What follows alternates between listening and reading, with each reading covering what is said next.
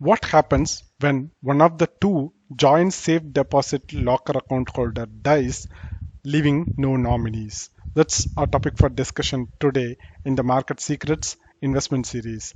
Before we get started with the today's session, I'd like to mention that we at Market Secrets have recently launched Algo Traders Program ATP. If you are someone who is interested in learning algo trading, then you can consider joining our ATP program. I'll leave the link to it in the description section of this video.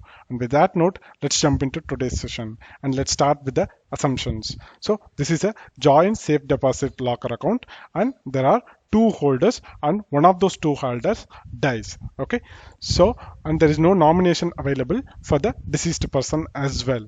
In such cases, the survivorship clause doesn't matter. So whether they have the survivorship clause or whether they don't, it doesn't matter at all if there is no nominee.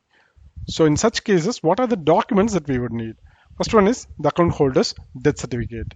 And we also need the proof of legal representation for the deceased person. So either a will from the deceased person or the succession certificate of the deceased person or a court decree. So either of these three documents we need, and we need to submit this along with the death certificate.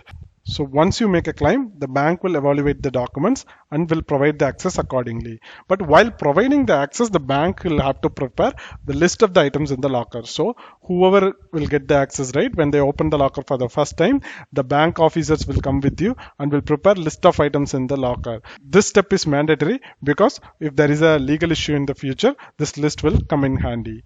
And now, to whom the access will be provided? In this case, a joint access should be given to the survivor along with the legal heirs of the deceased. So one of the two joint holder, right? He is the surviving holder. He will get the access, and in addition to that, the legal heirs of the deceased, right? They will also get the access. So it will continue to become a joint locker once again. So this is what happens when one of the two joint account holder of the safe deposit locker dies, leaving no nominees.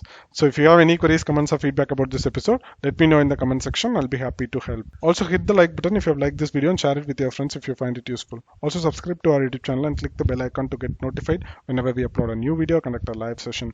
Thanks for watching. Have a great day. Goodbye.